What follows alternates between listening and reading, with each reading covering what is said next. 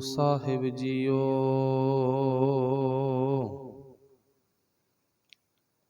ਜਾਏ ਬਸੋ ਬੜ ਭਾਗਣੀ ਸਖੀਏ, ਸੰਤਾਂ ਸੰਗ ਸਮਾਈਐ।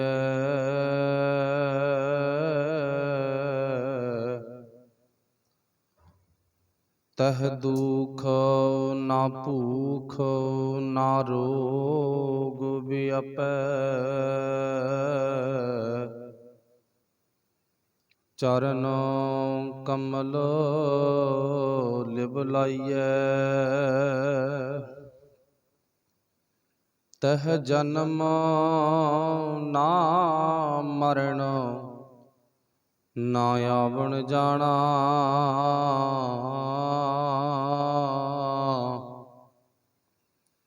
ਨਿਹਚਲ ਸ਼ਰਣੀ ਪਾਈਐ। ਪ੍ਰੇਮ ਬਸ਼ੋਹ ਨਾਮੋ ਵਿਆਪੇ। ਨਾਨਕ ਹਰਿ ਏਕ ਧਿਆਈਐ। ਦ੍ਰਿਸ਼ਟ ਧਾਰ ਮਨ ਵਿਦਿਆ ਪਿਆਰੇ। ਰਤੜੇ ਸਹਿਜ ਸੁਭਾਏ।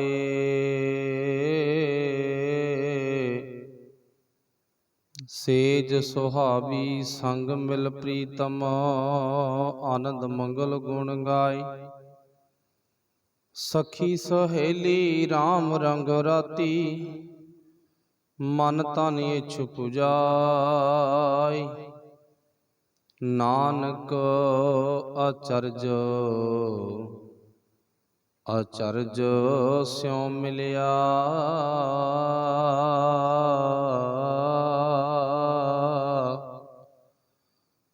ਕਰਨਾ ਕਛੂ ਨ ਜਾਏ। ਨਾਨਕ ਅਚਰਜ ਅਚਰਜ ਸਿਉ ਮਿਲਿਆ। ਕਹਿਣਾ ਕਛੂ ਨ ਜਾਏ।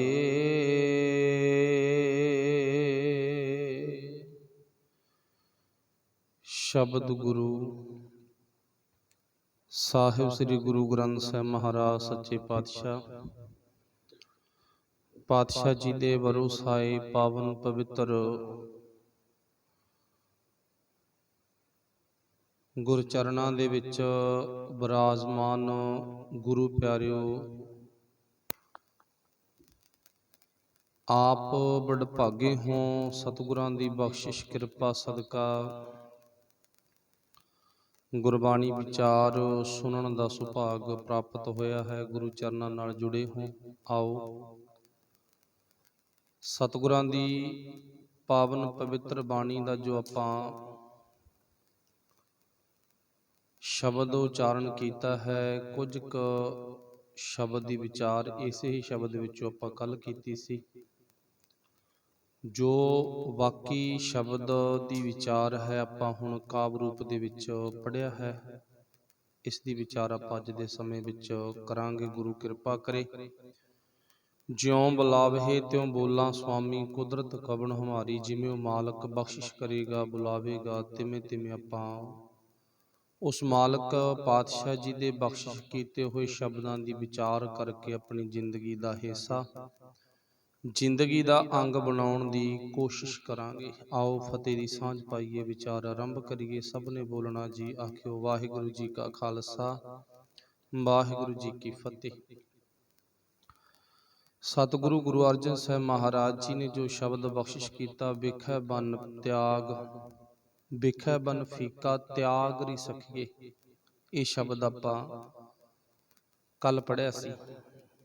ਉਹਦਾ ਅਗਲਾ ਹਿੱਸਾ ਜੋ ਆਪਾਂ ਵੰਡ ਲਿਆ, ਸਮੇਂ ਦੇ ਅਨੁਕੂਲ, ਸਮੇਂ ਦੇ ਹਿਸਾਬ ਨਾਲ ਜੋ ਬਾਕੀ ਸ਼ਬਦ ਆ ਉਹਦੀ ਵਿਚਾਰ ਅੱਜ ਕਰਨੀ ਆ ਆਪਾਂ। ਵੇਖੈ ਬਨ ਫੀਕਾ, ਤਿਆਗ ਰੀ ਸਖੀਏ, ਨਾਮ ਮਹਾ ਰਸ ਪੀਓ। ਵੱਡਾ ਰਸ ਪ੍ਰਾਪਤ ਕਰੀਏ। ਵੱਡਾ ਰਸ ਕੀ ਹੈ? ਗੁਰੂ ਦਾ ਗਿਆਨ। ਗਿਆਨ ਨੂੰ ਆਪਣੀ ਜ਼ਿੰਦਗੀ ਦਾ ਮੇਨ ਰਸ ਬਣਾਈਏ।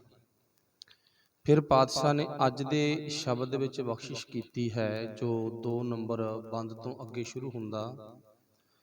ਜਾਏ ਵਸਹੁ ਬਡਭਾਗਣੀ ਸਖੀਏ, ਸੰਤਾਂ ਸੰਗ ਸਮਾਈਐ। ਹੁਣ ਇਹਦਾ ਅਰਥ ਕੀ ਬਣ ਗਿਆ? ਗੁਰੂ ਪਾਤਸ਼ਾਹ ਜੀ ਨੇ ਜ਼ਿਕਰ ਕੀਤਾ ਜਾਏ ਵਸਹੁ। ਹੇ ਭਾਈ, ਹੇ ਸਤਸੰਗੀ ਜੀਵ, ਉਹ ਮਾਲਕ ਪਰਮੇਸ਼ਰ ਵਾਹਿਗੁਰੂ ਜੀ ਦੀ ਕਿਰਪਾ ਸਦਕਾ ਤੂੰ ਉਹ ਪਰਮਾਤਮਾ ਵਿੱਚ ਲੀਨ ਹੋਣ ਦਾ ਯਤਨ ਕਰ। ਜਾਏ ਵਸਹੁ, ਤੂੰ ਗੁਰੂ ਦੇ ਪਿਆਰਿਆਂ ਦੀ ਸਤ ਸੰਗਤ ਵਿੱਚ ਜਾ ਕੇ ਟਿਕਿਆ ਕਰ। ਜਾਏ ਵਸਹੁ, ਉੱਥੇ ਜਾ ਕੇ ਬੈਠਿਆ ਕਰ। ਸੁਹਾਗਣੀ, ਵੱਡੇ ਭਾਗਾਂ ਵਾਲੀਏ, ਉਹ ਮਾਲਕ ਦੀ, ਪਰਮੇਸ਼ਰ ਦੀ ਸੰਗਤ ਕਰਨ ਵਾਲੀਆਂ ਸਤਸੰਗੀ ਜੀਵਾਂ ਦੇ ਵਿੱਚ ਜਾ ਕੇ ਤੂੰ ਟਿਕਿਆ ਕਰ, ਬੈਠਿਆ ਕਰ। ਜਾਏ ਵਸਹੁ ਸੁਹਾਗਣੀ। ਫਿਰ ਪਾਤਸ਼ਾਹ ਜੀ ਕਹਿੰਦੇ ਨੇ ਸਖੀਏ, ਸੰਤਾਂ ਸੰਗ ਸਮਾਈਐ। ਜਿੱਥੇ ਤੇਰਾ ਸੁਭਾਅ ਰੱਬ ਦੇ ਪਿਆਰਿਆਂ ਦੇ ਸੁਭਾਅ ਨਾਲ ਇੱਕਮਿਕ ਹੋ ਜਾਏ, ਜਿਹਨੂੰ ਆਪਾਂ ਕਹਿ ਦਿੰਦੇ ਹਾਂ ਤੇਰੀ ਵਿਚਾਰਧਾਰਾ ਮਿਲ ਜਾਏ, ਤੇਰੇ ਆਪਸੀ ਮਤਭੇਦ ਟੁੱਟ ਜਾਣ, ਖਤਮ ਹੋ ਜਾਣ, ਤੇ ਇੱਕ ਵਿਚਾਰ ਦਾ ਧਾਰਨੀ ਹੋ ਜਾਵੇ। ਸੋ ਇੱਕ ਵਿਚਾਰ ਦਾ ਧਾਰਨੀ ਕਿਵੇਂ ਹੋਇਆ ਜਾਵੇਗਾ? ਉਹ ਆਪ ਜੀ ਨੂੰ ਪਤਾ ਵੀ ਗੁਰੂ ਪਾਤਸ਼ਾਹ ਜੀ ਦੀ ਸ਼ਰਨ ਵਿੱਚ ਆਉਣ ਦੇ ਕੁਝ, ਸਤ ਸੰਗਤ ਵਿੱਚ ਬੈਠਣ ਦੇ ਕੁਝ ਅਸੂਲ ਨੇ। ਉਹਨਾਂ ਅਸੂਲਾਂ ਨੂੰ ਜਿਨ੍ਹਾਂ ਨੇ ਆਪਣੀ ਜ਼ਿੰਦਗੀ 'ਚ ਦ੍ਰਿੜ ਕਰ ਲਿਆ, ਤੇ ਉਹਨਾਂ ਦੇ ਹੀ ਮਤਭੇਦ ਖਤਮ ਹੁੰਦੇ ਨੇ, ਤੇ ਉਹਨਾਂ ਦੀ ਹੀ ਜ਼ਿੰਦਗੀ ਵਿੱਚ ਰੱਬੀ ਪਿਆਰਿਆਂ ਦੇ ਨਾਲ ਮਿਲਾਪ ਹੁੰਦਾ। ਜਿਹੜਾ ਮਿਲਾਪ ਹੁੰਦਾ ਗਾ, ਤੇ ਮਿਲਾਪ ਅਸੂਲਾਂ ਦੇ ਆਧਾਰ ਤੇ ਕੀਤਾ ਹੋਇਆ, ਤਾਂ ਉਹ ਸਤ ਸੰਗੀਆਂ ਦੇ ਵਿੱਚ ਇੱਕਮਿਕ ਹੋ ਜਾਂਦੇ ਨੇ। ਉਹਨਾਂ ਨੂੰ ਕੋਈ ਕਿਸੇ ਤਰ੍ਹਾਂ ਦਾ ਭਰਮ, ਕਿਸੇ ਤਰ੍ਹਾਂ ਦਾ ਉਹਨਾਂ ਦੀ ਜ਼ਿੰਦਗੀ 'ਚ ਵਹਿਮ, ਕਿਸੇ ਤਰ੍ਹਾਂ ਦਾ ਉਹਨਾਂ ਦੀ ਜ਼ਿੰਦਗੀ ਵਿੱਚ ਸ਼ੰਕਾ ਨਹੀਂ ਰਹਿ ਜਾਂਦਾ। ਅਸੂਲ ਕਿਹੜੇ ਨੇ? ਉਹ ਆਪ ਜੀ ਨੂੰ ਪਤਾ। ਮੈਂ ਮੋਟੇ ਥੋੜੇ ਜਿਹੇ ਗਿਣ ਦੇਵਾਂ, ਵੈਸੇ ਤੁਸੀਂ ਸਾਰੇ ਸੂਝਵਾਨ ਸਿਆਣੇ ਹੋ। ਕਿਉਂਕਿ ਗੁਰੂ ਦੀ ਸਤ ਸੰਗਤ ਵਿੱਚ ਆਉਣ ਤੋਂ ਪਹਿਲਾਂ ਸਭ ਤੋਂ ਤਾਂ ਗੁਰੂ ਸਾਹਿਬ ਜੀ ਕਹਿੰਦੇ ਪਹਿਲਾ ਕਰਮ ਤੇਰਾ ਇਹ ਆ ਵੀ ਇੱਥੇ ਆਉਣ ਤੋਂ ਪਹਿਲਾਂ ਤੇਰੇ ਦਿਮਾਗ ਵਿੱਚ ਕਿਸੇ ਤਰ੍ਹਾਂ ਦਾ ਸ਼ੰਕਾ ਨਹੀਂ ਹੋਣਾ ਚਾਹੀਦਾ ਕਿ ਮੈਂ ਉੱਚੀ ਜਾਤ ਦਾ ਜਾਂ ਨੀਵੀਂ ਜਾਤ ਦਾ, ਜਾਂ ਮੈਂ ਕੌਣ ਹਾਂ ਕੌਣ ਨਹੀਂ ਹੈ। ਨੰਬਰ 2 ਤੇ ਆਪਣੇ ਆਪ ਨੂੰ ਮੈਲ ਤੋਂ ਰਹਿਤ ਕਰਕੇ ਆਉਣਾ। ਮੈਲ ਤੋਂ ਭਾਵ ਕੀ ਹੈ? ਗੰਦੇ ਫੁਰਨਿਆਂ ਤੋਂ ਰਹਿਤ ਕਰਕੇ ਆਉਣਾ। ਮਤਲਬ ਸੌਖੇ ਢੰਗ ਨਾਲ ਆਪਾਂ ਗੱਲ ਕਹਿ ਦਈਏ, ਆਪਣੇ ਮਨ ਦੇ ਤਲ ਤੇ ਸਫਾਈ ਕਰਕੇ ਲਿਆਉਣੀ, ਜਾਂ ਮਨ ਰੂਪੀ ਭਾਂਡੇ ਨੂੰ ਸਾਫ਼ ਕਰਕੇ ਲਿਆਉਣਾ। ਕਿਉਂਕਿ ਗੁਰੂ ਸਾਹਿਬ ਨੇ ਇਹਦੇ ਵਿੱਚ ਕੁਛ ਪਾਉਣਾ ਤੇ ਮੈਲੇ ਬਰਤਨ ਵਿੱਚ ਨਹੀਂ ਪਵੇਗਾ। ਜਦੋਂ ਗੁਰੂ ਦੁਆਰੇ ਆਵਾਂਗੇ ਤੇ ਗੁਰੂ ਦੀ ਸ਼ਰਨ ਵਿੱਚ ਆਉਣ ਕਰਕੇ ਸਾਡਾ ਮਨ ਜਿਹੜਾ ਉਹ ਖਾਲੀ ਹੋਣਾ ਜ਼ਰੂਰੀ ਆ। ਖਾਲੀ ਹੋਣਾ ਵੀ ਜ਼ਰੂਰੀ ਆ, ਤੇ ਮੈਲ ਵੀ ਨਹੀਂ ਹੋਣੀ ਚਾਹੀਦੀ। ਦੋਨੇ ਕੰਮ ਹੋਣੇ ਚਾਹੀਦੇ ਆ। ਮਤਲਬ ਕਿਸੇ ਤਰ੍ਹਾਂ ਦੀ ਜਾਤ, ਮਤਭੇਦ, ਕਿਸੇ ਤਰ੍ਹਾਂ ਦਾ ਛੂਤ ਛਾਤ ਦਾ, ਵੱਡੇ ਛੋਟੇ ਦਾ, ਘੱਟ ਦੇਣ ਦਾ, ਵੱਧ ਦੇਣ ਦਾ, ਕੀ ਦਿੱਤਾ ਕੀ ਨਹੀਂ ਦਿੱਤਾ, ਕਿਹੋ ਜਿਹਾ ਭਾਵ ਵੇਸ ਹੈ, ਕੀ ਬਣ ਕੇ ਆਇਆ, ਇੱਦਾਂ ਦੇ ਸਾਰੇ ਖਿਆਲਾਂ ਤੋਂ ਮੁਕਤ ਹੋ ਕੇ ਫਿਰ ਆਉਣਾ ਗਾ। ਪਰ ਸਾਡੇ ਅੰਦਰ ਇਹਨਾਂ ਵਿਚਾਰਾਂ ਦੀ ਮੁਕਤੀ ਸ਼ਾਇਦ ਨਹੀਂ ਹੈ। ਇਸੇ ਕਰਕੇ ਸਾਡੀ ਇੱਕ ਮਿਕਤਾ ਕਹਿ ਲਓ ਗੁਰੂ ਨਾਲ ਨਹੀਂ ਬਣਦੀ। ਜੋ ਗੁਰੂ ਸਾਹਿਬ ਨੇ ਗੱਲ ਕਹੀ ਆ, ਉਹ ਸਾਡੇ ਵਿਚਾਰ ਨਾ ਮਿਲਣ ਕਰਕੇ ਆਪਸੀ ਪਿਆਰ ਨਹੀਂ ਪੈਂਦਾ। ਤੇ ਪਿਆਰ ਦਾ ਜਿਹੜਾ ਮੁੱਢ ਹੈਗਾ ਉਹ ਵਿਚਾਰਾਂ ਤੇ ਹੈ। ਵਿਚਾਰ ਮਿਲ ਗਏ, ਪਿਆਰ ਬਣ ਜਾਂਦਾ ਹੈ। ਇਸੇ ਕਰਕੇ ਗੁਰੂ ਸਾਹਿਬ ਨੇ ਕਿਹਾਗਾ ਵੀ ਆਪਣੇ ਦਿਮਾਗ ਵਿੱਚੋਂ ਖਿਆਲ ਕੱਢ ਕੇ ਆਈ, ਭਾਂਡਾ ਸਾਫ਼ ਕਰਕੇ ਲਿਆਈ। ਜਾਤ ਪਾਤ ਦਾ, ਉੱਚੇ ਨੀਵੇਂ ਦਾ, ਵੱਡੇ ਛੋਟੇ ਦਾ, ਇੱਦਾਂ ਦਾ ਕੋਈ ਖਿਆਲ ਤੇਰੇ ਦਿਮਾਗ ਵਿੱਚ ਨਹੀਂ ਹੋਣਾ ਚਾਹੀਦਾ। ਫਿਰ ਆ ਕੇ ਕਰਨਾ ਕੀ, ਇਹਦੇ ਬਾਰੇ ਪਤਾ ਹੋਣਾ ਚਾਹੀਦਾ। ਸਭ ਤੋਂ ਪਹਿਲਾਂ ਗੁਰੂ ਨੂੰ ਨਮਸਕਾਰ, ਇੱਧਰ ਉੱਧਰ ਨਹੀਂ ਕਿਸੇ ਨੂੰ, ਗੁਰੂ ਨੂੰ ਨਮਸਕਾਰ ਹੀ ਹੋਣੀ ਆ। ਸੰਗਤ ਦੇ ਨਾਲ ਗੁਰਫਤਿਹ ਦੀ ਸਾਂਝ, ਬਿਨਾਂ ਵਿਤਕਰੇ ਤੋਂ। ਫਿਰ ਪ੍ਰੇਮ ਦੇ ਨਾਲ ਗੁਰੂ ਸਾਹਿਬ ਜੀ ਦੀ ਸਨਮੁਖ ਹਜ਼ੂਰੀ ਦੇ ਵਿੱਚ ਬੈਠ ਜਾਣਾ ਹੈ। ਜੋ ਰੂਲਜ਼ ਨੇ ਉਹਨਾਂ ਨੂੰ ਮੁੱਖ ਰੱਖ ਕੇ। ਫਿਰ ਪਾਤਸ਼ਾਹ ਜੀ ਕਹਿੰਦੇ ਬੈਠ ਗਿਆ, ਫਿਰ ਤੂੰ ਆਪਣੇ ਗੁਰੂ ਤੋਂ ਜੋ ਵੀ ਗਿਆਨ ਪ੍ਰਾਪਤ ਕੀਤਾ, ਜੋ ਉਹਨੇ ਟਾਈਮ ਦੇ ਵਿੱਚ ਗੁਰੂ ਨੇ ਤੈਨੂੰ ਸੁਣਾਇਆ, ਪੜ੍ਹਾਇਆ, ਲਿਖਾਇਆ, ਤੇ ਉਹਦੇ ਤੇ ਆਪਾਂ ਪਹਿਰਾ ਦੇਣਾ, ਉਹਨੂੰ ਮੰਨਣਾ। ਬਸ ਆਹ ਤੇਰਾ ਕਰਮ ਹੈ। ਜੇ ਇਦਾਂ ਦਾ ਕਰਮ ਬਣ ਗਿਆ, ਫਿਰ ਪਾਤਸ਼ਾਹ ਜੀ ਕਹਿੰਦੇ ਤੇਰੀ ਜਿਹੜੀ ਵਿਚਾਰਧਾਰਾ ਉਹ ਗੁਰੂ ਨਾਲ ਜ਼ਰੂਰ ਮਿਲ ਜਾਵੇਗੀ। ਤੇ ਜੇ ਸ਼ੰਕੇ ਭਰਪੂਰ ਆਵੇਂਗਾ ਫਿਰ ਨਹੀਂ। ਚਲੋ ਆਪਾਂ ਨਾਲ ਥੋੜੀ ਜਿਹੀ ਮੁੱਢਲੀ ਵਿਚਾਰ ਸੁਣ ਲਈ। ਤੁਹਾਨੂੰ ਪਤਾ ਫਿਰ ਵੀ ਆਪਣੇ ਜ਼ਿੰਦਗੀ ਦੇ ਵਿੱਚ ਕਿਸੇ ਗੱਲ ਨੂੰ ਦੁਬਾਰਾ ਰਿਪੀਟ ਕੀਤਾ ਜਾਵੇ ਤਾਂ ਉਹਦੇ ਪ੍ਰਤੀ ਸ਼ੰਕਾ ਖਤਮ ਹੋ ਜਾਂਦਾ ਹੈ। ਫਿਰ ਪਾਤਸ਼ਾਹ ਜੀ ਕਹਿੰਦੇ ਤੂੰ ਇੱਕ ਮਿੱਕ ਹੋ ਸਕਦਾ, ਜਾਏ ਬਸੋ ਬੜ ਭਾਗਣੀ। ਹੇ ਵੱਡੇ ਭਾਗਾਂ ਵਾਲਿਆ, ਤੂੰ ਜਾ ਕੇ ਆਪਣੇ ਸਤਸੰਗੀ ਜੀਵਾਂ ਦੇ ਵਿੱਚ ਬੈਠ। ਫਿਰ ਕੀ ਹੈ, ਸੰਤਾਂ ਸੰਗ ਸਮਾਈਐ, ਰੱਬ ਦੇ ਪਿਆਰਿਆਂ ਦੇ ਵਿੱਚ ਤੂੰ ਸਮਾ ਜਾਵੀਂ, ਇੱਕ ਮਿੱਕ ਹੋ ਜਾਵੀਂ। ਫਿਰ ਉੱਥੇ ਕੀ ਪਾਤਸ਼ਾਹ ਜ਼ਿਕਰ ਕਰਦੇ ਨੇ, ਕਹਿੰਦੇ ਤਹ ਦੁਖ ਨਾ ਭੂਖ। ਫਿਰ ਅਗਲੇ ਰੂਲ ਨੇ ਜਿਹੜੇ ਉਹ ਗੁਰੂ ਨੇ ਦੱਸੇ ਨੇਗੇ। ਅਗਲੇ ਰੂਲ ਕਹਿ ਲਓ, ਅਗਲੇ ਨਿਯਮ ਕਹਿ ਲਓ, ਉਹ ਗੁਰੂ ਪਾਤਸ਼ਾਹ ਨੇ ਸਾਨੂੰ ਸਮਝਾਏ ਨੇ, ਦੱਸੇ ਨੇ। ਕਹਿੰਦੇ ਉੱਥੇ ਬੈਠਣ ਦੇ ਨਾਲ ਨਾ ਤਹ ਦੁਖ, ਨਾ ਤਾਂ ਕਹਿੰਦੇ ਦੁੱਖ ਵਿਆਪਦਾ, ਨਾ ਭੂਖ, ਨਾ ਭੁੱਖ ਵਿਆਪਦੀ ਆ। ਫਿਰ ਕੀ ਕਹਿੰਦੇ ਨੇ ਪਾਤਸ਼ਾਹ, ਦੁਖ ਨਾ ਭੂਖ ਨਾ ਰੋਗ ਵਿਆਪੈ। ਤਿੰਨ ਗੱਲਾਂ ਤਾਂ ਗੁਰੂ ਸਾਹਿਬ ਨੇ ਪੱਕੀਆਂ ਕਹੀਆਂ ਨੇਗੀਆਂ, ਨਾ ਦੁੱਖ, ਨਾ ਭੁੱਖ, ਨਾ ਰੋਗ, ਕਹਿੰਦੇ ਇੱਥੇ ਆ ਕੇ ਖਤਮ ਹੋ ਜਾਂਦੇ ਆ। ਹੁਣ ਆਪਾਂ ਤਿੰਨੇ ਗੱਲਾਂ ਤੇ ਥੋੜਾ ਥੋੜਾ ਵਿਚਾਰ ਕਰਨਾਗਾ। ਵੀ ਪਹਿਲੇ ਨੰਬਰ ਤੇ ਗੱਲ ਕਹੀ ਆ ਦੁੱਖ। ਇਸ ਗੱਲ ਤੇ ਸਾਨੂੰ ਯਕੀਨ ਹੋਣਾ ਚਾਹੀਦਾ ਵੀ ਜੇ ਗੁਰੂ ਕਹਿ ਰਿਹਾ ਤਾਂ ਸੱਚਮੁੱਚ ਇੱਥੇ ਦੁੱਖ ਕੱਟਿਆ ਜਾਂਦਾ। ਇਸ ਗੱਲ ਤੇ ਸਾਨੂੰ ਭਰੋਸਾ ਹੋਣਾ ਚਾਹੀਦਾ ਗਾ। ਤੇ ਰੋਜ਼ ਆਪਾਂ ਇੱਕ ਨਹੀਂ ਅਨੇਕਾਂ ਵਾਰੀ ਇੱਕ ਪੰਗਤੀ ਆ ਆਨੰਦ ਸਾਹਿਬ ਦੀ, ਉਹਨੂੰ ਰਿਪੀਟ ਕਰਦੇ ਆ ਰੋਜ਼, ਇੱਕ ਨਹੀਂ ਅਨੇਕਾਂ ਵਾਰ। ਦੁੱਖ, ਰੋਗ, ਸੰਤਾਪ ਉਤਰੇ ਕਦੋਂ, ਸੁਣੀ ਸੱਚੀ ਬਾਣੀ। ਫਿਰ ਪਾਤਸ਼ਾਹ ਨੇ ਰੋਜ਼ ਦੀ ਵਿਚਾਰ ਵਿੱਚ ਸਾਨੂੰ ਦੱਸਿਆ, ਜਾਂ ਆਪਾਂ ਉਹ ਵੀ ਪੜ੍ਹਦੇ ਹਾਂ, ਦੁੱਖ ਭੰਜਨ ਤੇਰਾ ਨਾਮ ਜੀ, ਦੁੱਖ ਭੰਜਨ ਤੇਰਾ ਨਾਮ। ਇੱਕ ਨਹੀਂ ਅਨੇਕਾਂ ਹਵਾਲੇ ਗੁਰੂ ਕੀ ਪਾਵਨ ਬਾਣੀ ਚ ਸਾਨੂੰ ਮਿਲ ਜਾਂਦੇ ਨੇ। ਪਾਤਸ਼ਾਹ ਜੀ ਕਹਿੰਦੇ ਫਿਰ ਇੱਥੇ ਆਇਆ ਭਾਈ, ਦੁੱਖ ਨੇ ਜਿਹੜੇ ਉਹ ਮਿਟ ਜਾਂਦੇ। ਨੰਬਰ 2 ਤੇ ਭੂਖ, ਕਹਿੰਦੇ ਭੁੱਖ ਵੀ ਨਹੀਂ ਲੱਗਦੀ। ਤੇ ਪਰ ਇਹ ਤਾਂ ਹੁਣ ਸਾਨੂੰ ਥੋੜਾ ਜਿਹਾ ਵੇਖਣਾ ਪਵੇਗਾ ਵੀ ਜਦੋਂ ਅਸੀਂ ਗੁਰੂ ਨਾਨਕ ਪਾਤਸ਼ਾਹ ਦੇ ਦਰਬਾਰ ਵਿੱਚ ਆਉਂਦੇ ਹਾਂ, ਸਾਡਾ ਸਭ ਤੋਂ ਪਹਿਲਾਂ ਧਿਆਨ ਖਾਣ ਪੀਣ ਤੇ ਹੁੰਦਾ ਗਾ। ਇਸ ਗੱਲ ਨੂੰ ਸਵੀਕਾਰ ਕਰਨਾ ਪਊਗਾ, ਮੰਨਣਾ ਪਊਗਾ ਵੀ ਹਾਂ ਅਸੀਂ ਗੁਰੂ ਦੇ ਸਿਧਾਂਤ ਨਾਲੋਂ ਉਲਟ ਹਾਂ। ਦੇਖੋ ਇਹ ਗੱਲ ਨਹੀਂ ਹੈ ਵੀ ਖਾਣ ਪੀਣ ਦੀ ਭਾਵਨਾ ਨਾ ਹੋਵੇ ਤੇ ਅਸੀਂ ਖਾਣ ਪੀਣ ਤੋਂ ਬਿਨਾਂ ਸਾਰ ਲਵਾਂਗੇ, ਭੁੱਖੇ ਰਹਿ ਲਵਾਂਗੇ, ਅਸੀਂ ਵਰਤ ਰੱਖ ਲਵਾਂਗੇ। ਉਹ ਗੱਲ ਨੂੰ ਵੀ ਗੁਰੂ ਸਾਹਿਬ ਨੇ ਕੱਟਿਆ ਗਾ। ਪਰ ਗੱਲ ਕੀਤੀ ਆ ਧਿਆਨ ਦੀ, ਕਿਉਂਕਿ ਗੁਰੂ ਦੇ ਘਰ ਦਾ ਸਿਧਾਂਤ ਨਾ, ਪਹਿਲਾਂ ਸਿਧਾਂਤ ਕੀ ਆ, ਪਹਿਲਾਂ ਪੰਗਤ ਪਾਸਾ ਸੰਗਤ। ਉਦਾਹਰਨ ਦਿੱਤੀ ਆ ਪਹਿਲਾਂ, ਚਲੋ ਜੋ ਤੂੰ ਆਇਆ ਨਾ, ਤੈਨੂੰ ਇੱਛਾ ਗਈ ਭੋਜਨ ਦੀ, ਕਿਸੇ ਵੀ ਚੀਜ਼ ਦੀ ਤੂੰ ਛਕ ਲੈ ਇੱਛਾ ਮੁਤਾਬਕ। ਬੰਦਸ਼ ਨਹੀਂ ਕੋਈ ਵੀ ਛਕਣੀ ਜ਼ਰੂਰੀ ਆ, ਚੰਗਾ ਹੁੰਦਾ ਗਾ, ਇਹ ਵੀ ਨਹੀਂ ਕਹਿਣਾ ਗਾ। ਤੇ ਇਹ ਵੀ ਨਹੀਂ ਪੱਖ ਲੈਣਾ ਗਾ ਵੀ ਮੈਂ ਛਕਣਾ ਨਹੀਂ, ਵੀ ਨਾ ਮੈਂ ਤਾਂ ਭੁੱਖਾ ਹੀ ਰਹੂੰਗਾ, ਵਰਤ ਰੱਖੂੰਗਾ, ਉਹ ਵੀ ਗੱਲ ਗਲਤ ਆ। ਹਾਂ ਲੋੜ ਆ, ਭੋਜਨ ਦੀ ਲੋੜ ਆ, ਪਹਿਲਾਂ ਛਕ ਲਾ, ਫਿਰ ਤੂੰ ਆ ਕੇ ਭਾਈ ਸੰਗਤ ਵਿੱਚ ਬੈਠ ਜਾਵੇਂ। ਮਤਲਬ ਇਹ ਗੱਲ ਕਿਉਂ ਕਹੀ ਸੀ, ਨਿਯਮ ਕਿਉਂ ਬਣਾਇਆ ਸੀ, ਵੀ ਮੁੜ ਕੇ ਤੇਰਾ ਧਿਆਨ ਨਾ ਸਤ ਸੰਗਤ ਵਿੱਚ ਬੈਠੇ ਦਾ ਕਿਤੇ ਲੰਗਰ ਚ ਨਾ ਤੁਰਿਆ ਫਿਰੇ, ਰਸੋਈ ਚ ਨਾ ਤੁਰਿਆ ਫਿਰੇ, ਕੀ ਬਣਿਆ ਮਿੱਠਾ, ਕਿਹੋ ਜੀ ਸਬਜ਼ੀ ਬਣੀ ਆ, ਕੀ ਨਹੀਂ ਬਣਾਇਆ, ਇਦਾਂ ਤੇਰਾ ਧਿਆਨ ਨਾ ਭਟਕ ਜਾਵੇ। ਪਹਿਲਾਂ ਤੂੰ ਪੰਗਤ ਵਿੱਚ ਹੀ ਜਾਇਆ, ਪਹਿਲਾਂ ਛਕਿਆ ਤੇ ਬਾਅਦ ਵਿੱਚ ਗੁਰੂ ਕੋਲੇ ਆ ਕੇ ਬੈਠ ਜੀ। ਪਰ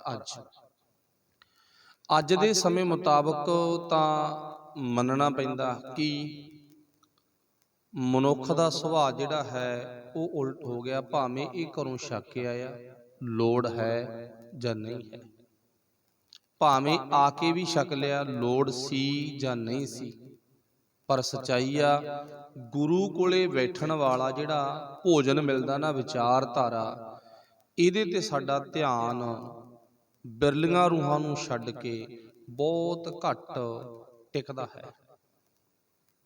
ਇਹਦੇ ਨਾਂ ਟਿਕਣ ਦਾ ਕਾਰਨ ਇੱਕੋ ਇੱਕ ਹੈ।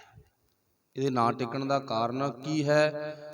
ਸਾਡੇ ਦਿਮਾਗ ਵਿੱਚ ਜਿੰਨੇ ਫੁਰਨੇ ਚੱਲਦੇ ਨੇ, ਉਹਨਾਂ ਫੁਰਨਿਆਂ ਨੂੰ ਵੇਖਣਾ ਪੈਣਾ ਵੀ ਸਾਡਾ ਜਿਹੜਾ ਧਿਆਨ ਹੈ, ਸਾਡੀ ਜਿਹੜੀ ਸੁਰਤ ਦੀ ਪਕੜ ਹੈ, ਉਹ ਕਿੱਥੇ ਰੁਕੀ ਹੋਈ ਆ। ਇਹਨੂੰ ਅਸੀਂ ਕਿਸੇ ਤੋਂ ਨਹੀਂ ਚੈੱਕ ਕਰਵਾ ਸਕਦੇ, ਆਪਣੇ ਆਪ ਹੀ ਚੈੱਕ ਕਰਨਾ ਹੋਊਗਾ। ਚਲੋ ਖਾਣ ਪੀਣ ਦੀ ਜੇ ਗੱਲ ਹੋ ਵੀ ਗਈ, ਕਿ ਅਸੀਂ ਖਾਣ ਪੀਣ ਤੋਂ ਉੱਪਰ ਉੱਠ ਕੇ ਗੁਰੂ ਦੀ ਸੰਗਤ ਵਿੱਚ ਬੈਠ ਗਏ ਜਾਂ ਨਹੀਂ ਬੈਠੇ। ਬਹੁਤਿਆਂ ਦਾ ਦੇਖੋ ਜੀਵਨ ਸਤਿਕਾਰਯੋਗ ਹੁੰਦਾ, ਭਾਵੇਂ ਕੁਝ ਵੀ ਨਹੀਂ ਛਕਿਆ, ਨਾ ਛਕਿਆ, ਨਾ ਘਰ ਛਕ ਕੇ ਆਂਦਾ, ਪਰ ਫਿਰ ਵੀ ਉਹਨਾਂ ਦਾ ਧਿਆਨ ਗੁਰੂ ਦੀ ਬਾਣੀ 'ਚ ਹੁੰਦਾ। ਉਹ ਕਹਿੰਦੇ ਕੋਈ ਗੱਲ ਨਹੀਂ, ਘੰਟਾ ਲੇਟ ਮਿਲ ਜੂ ਤਾਂ ਨਹੀਂ, ਨਾ ਮਿਲੂ ਤਾਂ ਵੀ ਨਹੀਂ, ਇੱਡੀ ਕੋਈ ਗੱਲ ਵੱਡੀ ਹੈ ਹੀ ਨਹੀਂ ਹੈ। ਤੇ ਬਹੁਤ ਵਾਰੀ ਆਪਾਂ ਦੇਖਦੇ ਹਾਂ ਵੀ ਇਹਨਾਂ ਗੱਲਾਂ ਦੇ ਭਾਈ ਸਾਡੇ ਦਿਮਾਗ ਵਿੱਚ ਬੜੇ ਵੱਡੇ ਸ਼ੰਕੇ ਬਣ ਜਾਂਦੇ ਨੇ, ਮੁੱਦੇ ਬਣ ਜਾਂਦੇ ਨੇ। ਫਿਰ ਪਾਤਸ਼ਾਹ ਨੇ ਸਾਨੂੰ ਦੱਸ ਦਿੱਤਾ ਵੀ ਆਪਣੇ ਸਿਧਾਂਤ ਨੂੰ ਕਾਇਮ ਰੱਖ, ਭਾਵ ਤੈਨੂੰ ਇੱਥੇ ਬੈਠਿਆ ਨਾ ਭੁੱਖ ਵੀ ਨਹੀਂ ਲੱਭੇਗੀ, ਨਾ ਦੁੱਖ ਨਾ ਭੁੱਖ। ਤੀਜੀ ਗੱਲ, ਰੋਗ ਵੀ ਕੱਟੇ ਜਾਣਗੇ। ਉਹ ਆਪਾਂ ਪਹਿਲਾਂ ਪੰਕਤੀ ਲੈ ਲਈ ਸੀ, ਦੁੱਖ ਰੋਗ ਦੋਨੇ ਗੱਲਾਂ ਇੱਕ ਪੰਕਤੀ 'ਚ ਗੁਰੂ ਸਾਹਿਬ ਨੇ ਕਰਤੀਆਂ ਸਨ। ਰੋਗ ਵੀ ਮਿਟ ਜਾਵੇਗਾ। ਇੱਥੇ ਲਿਖਿਆ ਪਾਤਸ਼ਾਹ ਨੇ, ਕਹਿੰਦੇ ਤਹਿ ਜਨਮ ਵਾਹਿਗੁਰੂ ਦੁੱਖ ਨਾ ਭੂਖ ਨਾ ਰੋਗ ਵਿਆਪੇ। ਫਿਰ ਹੁੰਦਾ ਕੀ ਆ? ਆਪਣੇ ਮਨ ਨੂੰ ਚਰਨ ਕਮਲ ਲਿਵ ਲਾਈਏ। ਇਹ ਸੱਚੀ ਗੱਲ ਆ। ਇਹ ਤਿੰਨੇ ਚੀਜ਼ਾਂ ਤੋਂ ਛੁਟਕਾਰਾ ਗੁਰੂ ਦੀ ਸੰਗਤ 'ਚ ਮਿਲ ਜਾਂਦਾ ਗਾ। ਦੁੱਖ, ਰੋਗ ਤੇ ਭੁੱਖ ਮਿਟੇਗਾ ਕਦੋਂ? ਇਹ ਸ਼ੰਕਾ ਮਿਟੇਗਾ ਕਦੋਂ? ਪਾਤਸ਼ਾਹ ਜੀ ਕਹਿੰਦੇ ਜਦੋਂ ਤੂੰ ਆਪਣਾ ਧਿਆਨ ਗੁਰੂ ਦੇ ਸ਼ਬਦ ਤੇ ਵਿਚਾਰ ਤੇ ਲੈ ਗਿਆ।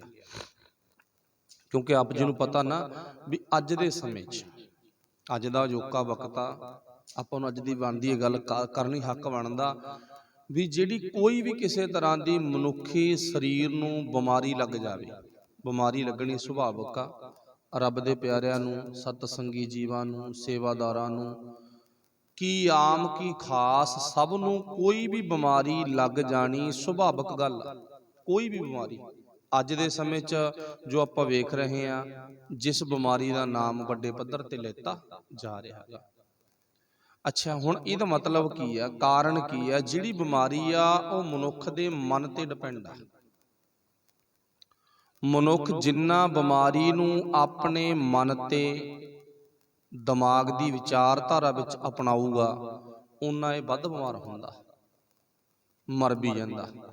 ਆਪਣੇ ਆਸੇ ਪਾਸੇ ਵਹਿਮ ਦੇ ਕੇਸ ਵੀ ਹੈਗੇ ਨੇ, ਆਏ ਵੀ ਨੇ, ਵੀ ਹਾਂ ਵਹਿਮ ਕਰਕੇ ਮਰ ਗਿਆ ਜਾਂ ਮਰ ਗਈ ਕੋਈ ਭੈਣ, ਜਾਂ ਇਦਾਂ ਦੀ ਉਹਨੂੰ ਬਿਮਾਰੀ ਫਲਾਣੇ ਨੂੰ ਫਲਾਣੀ ਚੁੰਬੜ ਗਈ। ਮਤਲਬ ਮਨ ਤੇ ਡਿਪੈਂਡ ਆ। ਜਦੋਂ ਸਾਡਾ ਧਿਆਨ, ਸਾਡਾ ਵਿਚਾਰ, ਮਨ ਬਿਮਾਰੀ ਤੇ ਫੋਕਸ ਹੋ ਜਾਊਗਾ ਤੇ ਬੰਦਾ ਜ਼ਿਆਦਾ ਬਿਮਾਰ ਹੁੰਦਾ ਗਾ। ਤੇ ਹੁਣ ਇੱਥੇ ਗੁਰੂ ਸਾਹਿਬ ਨੇ ਸਾਨੂੰ ਇੱਕ ਗੱਲ ਦੱਸੀ ਆ ਵੀ ਤੈਨੂੰ ਦੁੱਖ ਵੀ ਨਹੀਂ ਲੱਗਦਾ, ਰੋਗ ਵੀ ਨਹੀਂ ਲੱਗਦਾ ਤੇ ਭੁੱਖ ਵੀ ਤੇਰੀ ਮਿਟ ਜੂਗੀ। ਮਤਲਬ ਤੂੰ ਇਉਂ ਕਰ, ਆਪਣਾ ਧਿਆਨ ਨਾ ਤਾਂ ਦੁੱਖ ਤੇ ਰੱਖ, ਨਾ ਭੁੱਖ ਤੇ ਰੱਖ, ਨਾ ਰੋਗ ਤੇ ਰੱਖ। ਇਹਨੂੰ ਰੱਖਣਾ ਕਿੱਥੇ ਆ? ਆਪਣੇ ਧਿਆਨ ਨੂੰ ਤੂੰ ਗੁਰੂ ਦੀ ਬਾਣੀ ਤੇ ਟਿਕਾ ਲਾ। ਅੱਧੇ ਰੋਗ ਤਾਂ ਤੇਰੇ ਐਂ ਕੱਟੇ ਜਾਣਗੇ। ਜਿਹੜਾ ਸਿਆਣਾ ਡਾਕਟਰ ਆ ਨਾ, ਉਹ ਬੰਦੇ ਦੀ ਅੱਧੀ ਬਿਮਾਰੀ ਦਾ ਇਲਾਜ ਬੋਲ ਕੇ, ਗੱਲਾਂ ਕਰਕੇ ਹੀ ਕਰ ਦਿੰਦਾ ਗਾ। ਸਿਆਣਾ ਡਾਕਟਰ।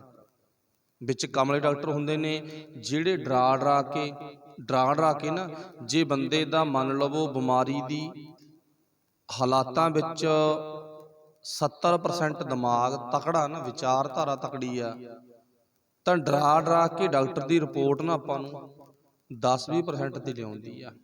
ਇੰਨਾ ਡਰਾ ਦਿੰਦੀ, ਧਮਕਾ ਦਿੰਦੀ, ਜਿਹਨੂੰ ਕਹਿ ਲਈਏ ਅੱਜ ਦੇ ਸਮੇਂ ਮੁਤਾਬਕ ਦੇਖਣ ਜੋ ਗੱਲ ਆ। ਭਾਵ ਜਦੋਂ ਵੀ ਤੁਹਾਨੂੰ ਦੱਸਤਾ ਵੀ ਤੈਨੂੰ ਆਹ ਬਿਮਾਰੀ ਹੈਗੀ ਆ ਤੇ ਤੁਸੀਂ ਅੱਧੇ ਊਂ ਹੀ ਖਤਮ ਹੋ ਜਾਵੋਗੇ।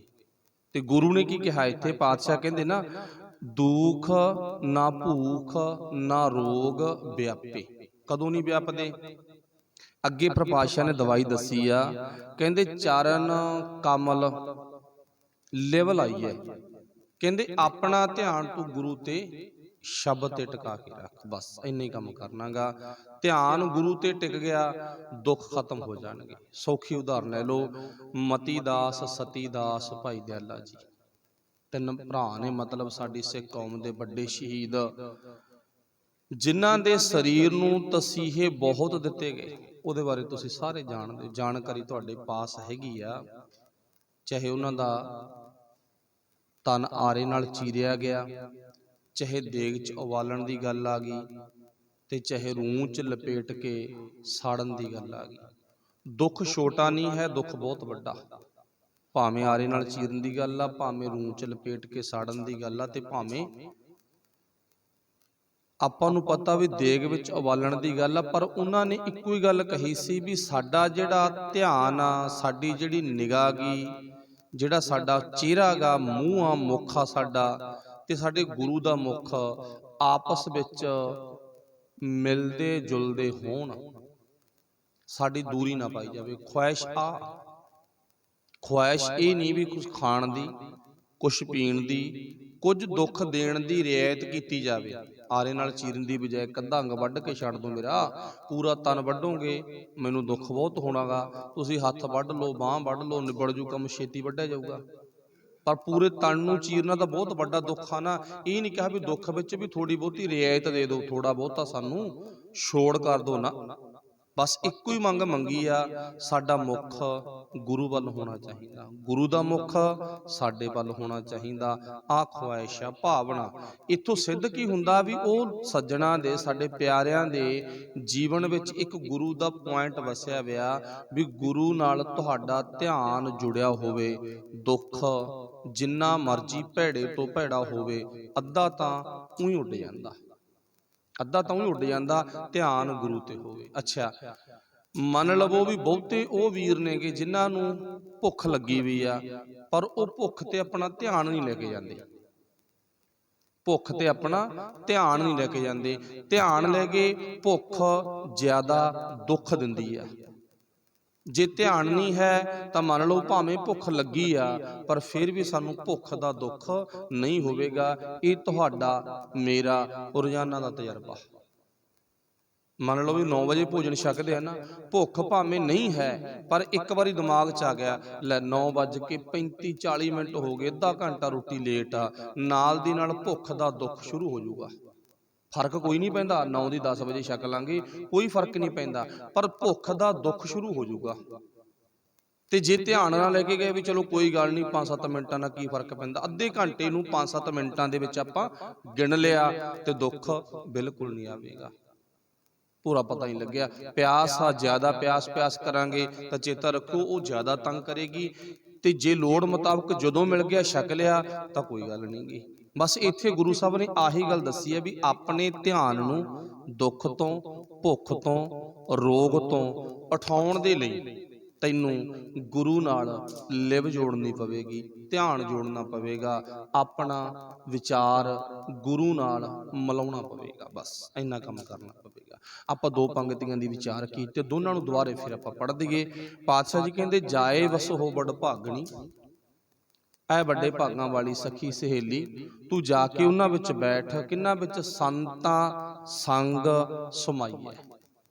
ਰੱਬ ਦੇ ਪਿਆਰਿਆਂ ਦੇ ਨਾਲ ਤੂੰ ਆਪਣੇ ਆਪ ਨੂੰ, ਆਪਣੀ ਵਿਚਾਰਧਾਰਾ ਨੂੰ ਜਾ ਕੇ ਮਿਲ ਲੈ। ਤਹ ਦੁੱਖ ਨਾ ਭੂਖ ਨਾ ਰੋਗ ਵਿਆਪੈ, ਉਥੇ ਨਾ ਦੁੱਖ ਨਾ ਭੁੱਖ ਨਾ ਰੋਗ ਵਿਆਪੈ। ਕਿਉਂ ਨਹੀਂ ਵਿਆਪਦਾ? ਕਿਉਂਕਿ ਉਥੇ ਤੇਰਾ ਧਿਆਨ ਚਰਨ ਕਮਲ, ਸਾਡਾ ਧਿਆਨ ਉਹ ਵਾਹਿਗੁਰੂ ਪਰਮੇਸ਼ਰ ਪਰਮਾਤਮਾ ਦੇ ਚਰਨ ਕਮਲਾਂ ਨਾਲ ਜੁੜ ਗਿਆ। ਚਰਨ ਕਮਲ ਲਿਵ ਲਾਈਐ, ਉਹ ਪਰਮਾਤਮਾ ਦੇ ਨਾਲ ਸਾਡਾ ਧਿਆਨ, ਸਾਡੀ ਲਿਵ ਜੁੜ ਚੁੱਕੀ ਹੈ। ਫਿਰ ਅੱਗੇ ਪਾਤਸ਼ਾਹ ਨੇ ਬਖਸ਼ਿਸ਼ ਕੀਤੀ ਆ, ਕਹਿੰਦੇ ਤਹ ਜਨਮ ਨਾ ਮਰਨ ਨਾ ਆਵਣ ਜਾਣ। ਹੁਣ ਇਹਨੂੰ ਆਪਾਂ ਕੱਲੀ ਗੱਲ ਨੂੰ ਨਾ ਲੜੀ ਬਣਾ ਲਈਏ ਆਪਾਂ ਆਪ ਹੀ।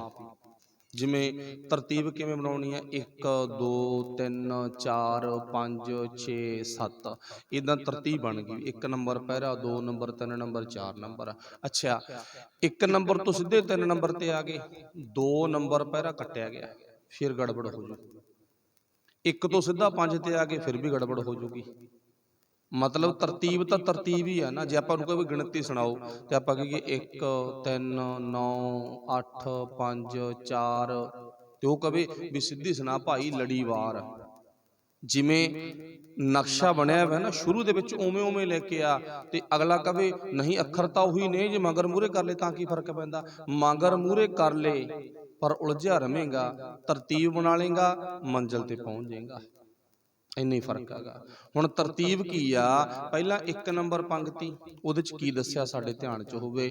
2 ਨੰਬਰ ਪੰਗਤੀ, ਉਹਦੇ ਚ ਕੀ ਰੋਗਾਂ ਦੀ ਗੱਲ ਕਰਤੀ, ਭੁੱਖ ਦੀ ਗੱਲ ਕਰਤੀ, ਦੁੱਖਾਂ ਦੀ ਗੱਲ ਕਰਤੀ, ਉਹ ਵੀ ਧਿਆਨ ਚ ਹੋਵੇ।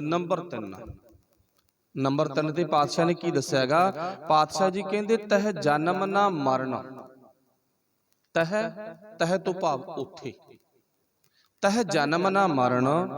ਫਿਰ ਪਾਤਸ਼ਾਹ ਜੀ ਕਹਿੰਦੇ ਨਾ ਆਵਣ ਜਾਣਾ, ਕਹਿੰਦੇ ਜਿਹੜੀ ਜਗ੍ਹਾ ਤੇ ਤੈਨੂੰ ਮੈਂ ਜਾ ਕੇ ਬੈਠਣ ਦੇ ਲਈ ਕਹਿਣਾ ਨਾ, ਜਿਸ ਜਗ੍ਹਾ ਤੇ ਜਾ ਕੇ ਮੈਂ ਤੈਨੂੰ ਧਿਆਨ ਇੱਕ ਵਾਹਿਗੁਰੂ ਪਰਮੇਸ਼ਰ ਦੀ ਵਿਚਾਰਧਾਰਾ ਨਾਲ ਜੋੜਨ ਦੇ ਲਈ ਕਹਿਣਾ ਨਾ, ਉੱਥੇ ਪੁੱਤ ਨਾ ਤਾਂ ਜਨਮ ਤੇ ਨਾ ਮਰਨ ਦਾ ਗੇੜ ਹੈ। ਉੱਥੇ ਜਨਮ ਮਰਨ ਤੋਂ ਮੁਕਤੀ ਦੀ ਥਾਂ ਗਈ ਉਹ, ਉੱਥੇ ਜਨਮ ਮਰਨ ਵਾਲੀ ਜਗ੍ਹਾ ਹੈ ਹੀ ਨਹੀਂ ਗੀ ਨਾ, ਉਦੋਂ ਗੱਲ ਹੀ ਹੈ ਨਹੀਂ ਉੱਥੇ ਜਨਮ ਮਰਨ ਵਾਲੀ।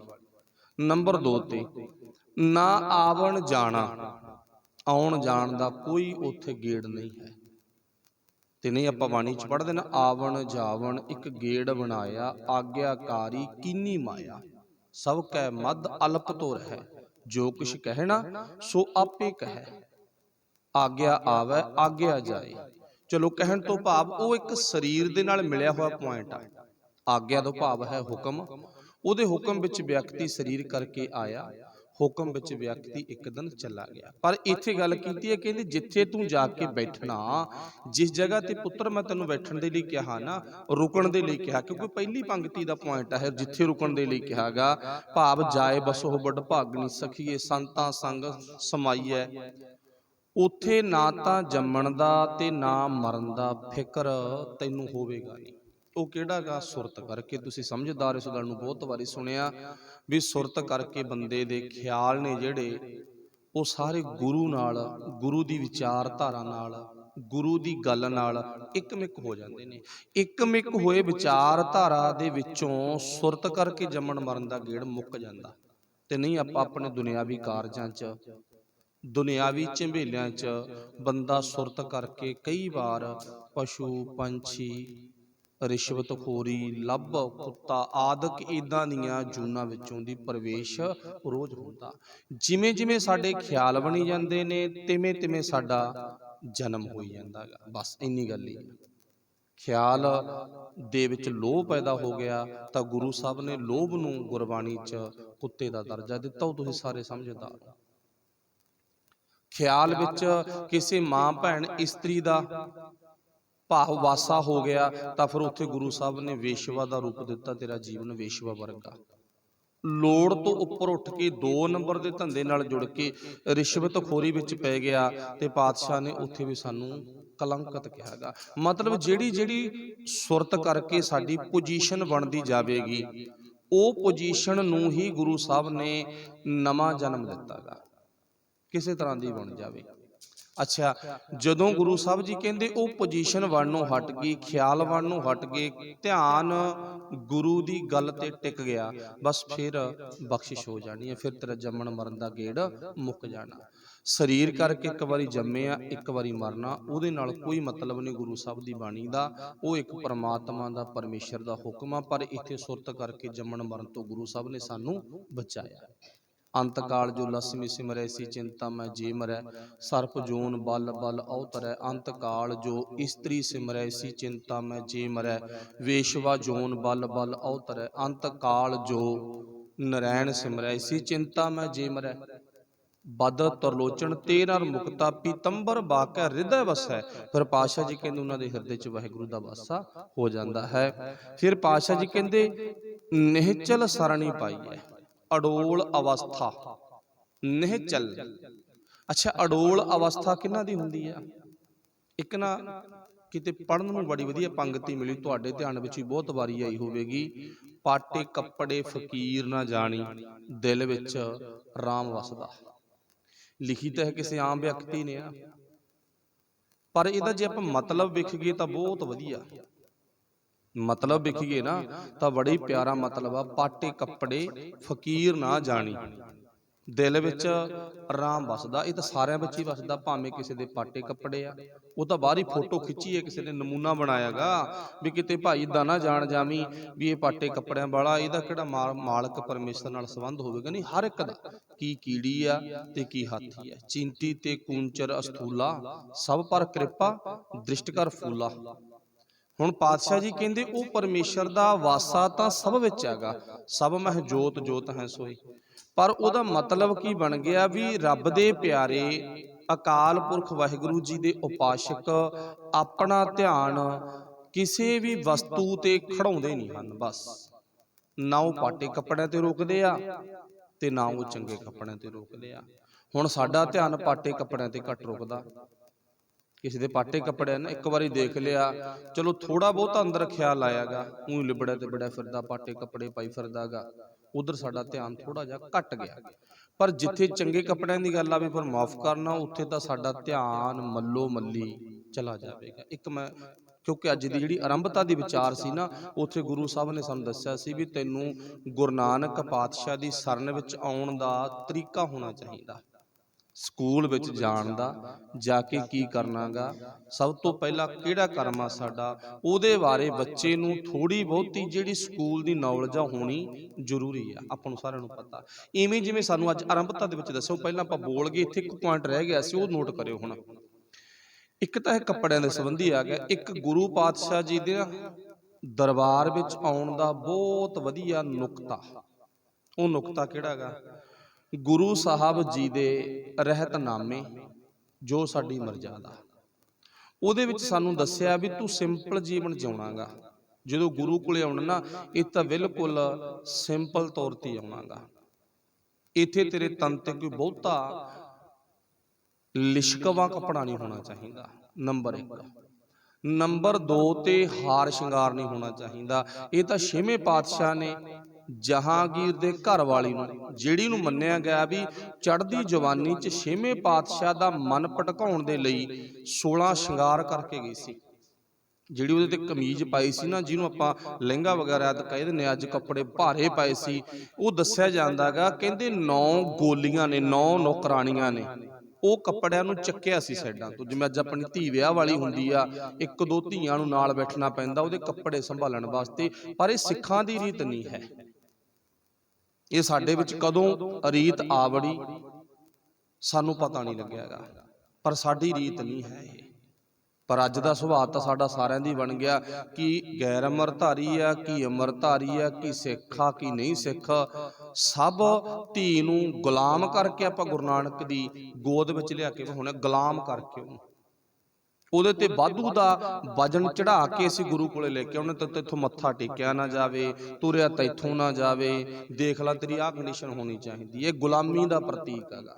ਪਰ ਉਸ ਟਾਈਮ ਤੇ 6ਵੇਂ ਪਾਤਸ਼ਾਹ ਨੇ ਗੱਲ ਕਹੀ ਸੀ, ਕਹਿੰਦਾ ਧੀਏ ਜੇ ਤੂੰ ਜਿੰਨਾ ਸ਼ਿੰਗਾਰ ਆਪਣੇ ਤਣ ਤੇ ਕਰਕੇ ਆਈ ਆ ਨਾ, ਤਣ ਤੇ ਕਰਕੇ ਆਈਆਂ, ਇਹ ਤਾਂ ਉੱਚੀ ਅਵਸਥਾ ਵਾਲਿਆਂ ਦੇ ਬੋਲ ਨੇ, ਜਿਨ੍ਹਾਂ ਦੀ ਅਵਸਥਾ ਨਾ 100% ਆਕਾਸ਼ ਵਿੱਚ ਚੜੀ ਹੋਈ ਆ, ਉੱਚੀ ਅਵਸਥਾ, ਉੱਪਰ ਉੱਠੇ ਵੇ ਇਹਨਾਂ ਚੀਜ਼ਾਂ ਤੋਂ। ਇਹ ਤਾਂ ਉਹਨਾਂ ਦੇ ਬੋਲ ਨੇ, ਜਿੰਨਾ ਤੂੰ ਆਪਣੇ ਤਨ ਤੇ ਸ਼ਿੰਗਾਰ ਕਰਕੇ ਆਈਆਂ, ਕਾਸ਼ ਕਦੇ ਤੂੰ ਆਪਣੇ ਜੀਵਨ ਵਿੱਚ ਗੁਣਾਂ ਦਾ ਸ਼ਿੰਗਾਰ ਕਰ ਲੈਂਦੀ ਨਾ, ਸ਼ਾਇਦ ਤੈਨੂੰ ਅੱਜ ਜਹਾਂਗੀਰ ਦੇ ਵੱਸ ਨਾ ਪੈਣਾ ਪੈਂਦਾ। ਇਹ ਤੁਹਾਨੂੰ ਪਤਾਗਾ ਵੀ ਜਿਹੜੀ ਜਹਾਂਗੀਰ ਦੇ ਘਰ ਵਾਲੀ ਸੀ ਨਾ, ਜਿਹਦੇ ਆਗਰੇ ਉਹ ਬਣੀਆਂ ਪਈਆਂ ਮਟੀਆਂ ਨੇ, ਆਪਾਂ ਤਾਂ ਮਟੀਆਂ ਕਬਰਾਂ ਬਣੀਆਂ ਪਈਆਂ ਨੇ, ਨੂਰ ਜਹਾਂ, ਤੇ ਇਹ ਜਹਾਂਗੀਰ ਦੇ ਨੌਕਰ ਦੇ ਘਰ ਵਾਲੀ ਸੀ, ਜੋ ਕਿ ਅਤ ਸੁੰਦਰ ਸੀ, ਸ਼ਿੰਗਾਰ ਜ਼ਿਆਦਾ ਕੀਤਾ ਹੋਇਆ ਸੀ। ਘਰ ਕਦੇ ਸਬੱਬੀ ਜਹਾਂਗੀਰ ਦਾ ਗੇੜਾ ਵੱਜਿਆ, ਨੌਕਰ ਨੂੰ ਮਾਰ ਕੇ ਨੌਕਰ ਦੀ ਘਰ ਵਾਲੀ ਤੇ ਕਬਜ਼ਾ ਆਪ ਕਰਕੇ ਆਪਣੀ ਘਰ ਵਾਲੀ ਬਣਾਇਆ ਸੀਗਾ। ਫਿਰ ਉਸ ਟਾਈਮ ਤੇ ਇਹ ਭਾਵ ਨੂਰ ਜਹਾਂ ਗੁਰੂ 6ਵੇਂ ਪਾਤਸ਼ਾਹ, ਜਿੱਥੇ ਆਪਾਂ ਬੈਠੇ ਆ ਨਾ, ਇਸੇ ਦਰਬਾਰ ਵਿੱਚ 6ਵੇਂ ਪਾਤਸ਼ਾਹ ਦੇ ਚਰਨਾਂ ਵਿੱਚ ਆਪਣਾ ਸਿਰ ਧਰਤਾ ਸੀ। ਕਹਿੰਦੀ ਗਲਤੀ ਹੋ ਗਈ। ਇੱਕ ਮੁਸਲਮਾਨ ਧੀ ਨੇ ਗੁਰੂ ਨਾਨਕ ਸਾਹਿਬ ਦੇ ਦਰਬਾਰ ਵਿੱਚ ਅੱਤ ਦਾ ਸ਼ਿੰਗਾਰ ਕਰਕੇ ਆਉਣ ਤੇ ਗੁਰੂ ਵੱਲੋਂ ਟੋਕਣ ਤੇ ਗਲਤੀ ਮੰਨੀ। ਪਰ ਅੱਜ ਸਾਡੀਆਂ ਧੀਆਂ, ਜਿਹੜਾ ਨੁਕਤਾ ਸਾਂਝਾ ਕੀਤਾ ਸੀ, ਆਪਾਂ ਰੋਜ਼ ਦੇ ਨੇਮ ਵਿੱਚ ਆਉਨੇ ਆ, ਚਾਹੇ ਸ਼ਾਮ ਨੂੰ ਆਉਨੇ, ਚਾਹੇ ਦੁਪਹਿਰੇ ਆਉਨੇ, ਚਾਹੇ ਆਪਾਂ ਸੁਬਾਹ ਆਉਨੇ ਆ, ਪਰ ਬੇਨਤੀ ਇੱਕੋ ਹੀ ਆ ਵੀ ਸਾਡੇ ਤਨ ਤੇ ਕੋਈ ਅਜਿਹਾ ਸ਼ਿੰਗਾਰ ਨਾ ਹੋਵੇ ਜਿਹੜਾ ਸ਼ਿੰਗਾਰ ਸਾਡੀ ਵੀ ਭਾਵ ਭਟਕਣਾ ਦਾ ਕਾਰਨ ਬਣੇ, ਤੇ ਜੋ ਸਤ ਸੰਗਤ ਕਰ ਰਹੇ ਨੇ ਉਹਨਾਂ ਦੀ ਭਟਕਣਾ ਦਾ ਕਾਰਨ ਵੀ ਬਣ ਜੇ। बस इशारा ही काफ़ी हैगा। चाहे वो खड़का करने वाला कोई गहना, चाहे बगैर खड़का करने वाला गहना हैगा, बस ਇੰਨਾ ਹੀ ਕਾਫੀ ਹੈਗਾ। ਇਹ ਤੁਸੀਂ ਅੱਗੇ ਸਾਰੇ ਸਿਆਣਿਓ ਸਮਝ ਜਾਣਾ ਚਾਹੀਦਾ ਵੀ ਗੁਰੂ ਕੋਲੇ ਅਜਿਹੇ ਤਨ ਤੇ ਕੱਪੜੇ ਪਹਿਨੇ ਹੋਣ ਜਿਹੜੇ ਆਮ ਹੋਣ, ਜਿਨ੍ਹਾਂ ਵੱਲ ਕੋਈ ਤੱਕੇ ਤਾਂ ਉਹਦੀ ਨੀਵੀਂ ਪੈ ਜੇ, ਮਤਲਬ ਚੁੱਪ ਕਰ ਜੇ ਵੀ ਆਮ ਹੀ ਆ, ਤੇ ਕਿਸੇ ਦਾ ਧਿਆਨ ਸਾਡੇ ਵਸਤਰਾਂ ਤੇ ਜਾ ਕੇ ਨਾ ਰੁਕੇ। ਇੱਥੇ ਗੱਲ ਸੀ ਪਾਟੇ ਕੱਪੜੇ ਫਕੀਰ ਨਾ ਜਾਣੀ, ਦਿਲ ਦੇ ਵਿੱਚ ਆਰਾਮ ਵਸਦਾ ਪਰ ਪਾਟੇ ਕੱਪੜੇ ਵਾਲਿਆਂ ਤੇ ਧਿਆਨ ਸਾਡਾ ਘਟ ਜਾਂਦਾ। ਨੰਬਰ 2 ਤੇ ਇੱਥੇ ਕੁਝ ਕੁ ਸਾਡੀਆਂ ਵੀ ਗਲਤੀਆਂ ਪੈ ਜਾਂਦੀਆਂ ਨੇ, ਮਤਲਬ ਜਿੱਥੇ ਅਸੀਂ ਚੰਗੇ ਕੱਪੜਿਆਂ ਨੂੰ ਮਾਨਤਾ ਦੇਣ ਦਾ ਬੰਦਾ ਤੇ ਪਾਟੇ ਕੱਪੜਿਆਂ ਨੂੰ ਮਾਨਤਾ ਨਹੀਂ ਦਿੰਦਾ। ਇੱਕ ਛੋਟੀ ਜਿਹੀ ਕਹਾਣੀ ਹੈ, ਫਿਰ ਆਪਣਾ ਸ਼ਬਦ ਵੀ ਰਹਿੰਦਾ, ਆਪਾਂ ਅੱਗੇ ਚੱਲਾਂਗੇ। ਇੱਕ ਭਾਈ ਗੁਰੂ ਪਾਤਸ਼ਾਹ ਦਾ ਸਿੱਖ ਹੋਇਆਗਾ, ਤੁਸੀਂ ਬਹੁਤ ਵਾਰੀ ਉਹ ਕਹਾਣੀ ਸੁਣੀ ਹੋਵੇਗੀ। ਭਾਈ ਬੁੱਧੂ ਸ਼ਾਹ, ਜਿਹੜਾ ਕਿ ਅਮੀਰ ਵਿਅਕਤੀ ਆ, ਅੱਜ ਦੇ ਸਮੇਂ ਮੁਤਾਬਕ ਕਹਿ ਲਓ ਇਹਦੇ ਕੋਲੇ ਆਪਣੇ ਭੱਠੇ ਨੇ, ਛੋਟੀਆਂ ਛੋਟੀਆਂ ਉਹਨਾਂ ਟਾਈਮਾਂ 'ਚ ਭੱਠੀਆਂ, ਇੱਟਾਂ ਬਣਾਉਂਦਾ ਤੇ ਇੱਟਾਂ ਦਾ ਵਪਾਰ ਕਰਦਾ ਗਾ। ਕੁਝ ਅਜਿਹਾ ਕਾਰਨ ਬਣਿਆ ਵੀ ਕੁਝ ਹਲਚਲ ਹੋਣ ਕਰਕੇ ਇੱਟਾਂ ਵਧੀਆ ਬਣਨੋਂ ਹਟ ਗਈਆਂ, ਥੋੜੀ ਜਿਹੀ ਗੜਬੜ ਆ ਗਈ ਕੰਮ 'ਚ, ਕਹਿ ਲਓ ਆਈ ਜਾਂਦੀ ਹੈ, ਚੱਲਦੇ ਕੰਮ 'ਚ ਖੜੋਤ ਆਉਣੀ ਸੁਭਾਵਿਕ ਗੱਲ ਆ ਗਈ, ਚੱਲਦੇ ਸਰੀਰ 'ਚ ਬਿਮਾਰੀ ਦਾ ਆਉਣਾ ਸੁਭਾਵਿਕ ਗੱਲ ਆ ਗਈ।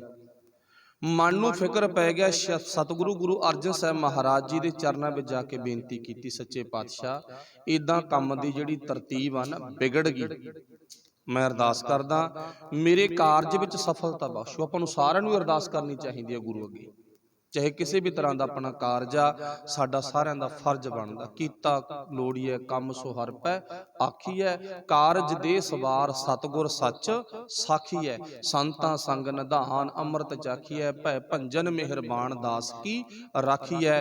ਦਾਸ ਬਣ ਕੇ ਕੀਤੀ ਹੋਈ ਬੇਨਤੀ ਗੁਰੂ ਕਬੂਲ ਕਰਦਾ, ਐਸੀ ਗੱਲ ਨਹੀਂ ਕਬੂਲ ਕਰਦਾ।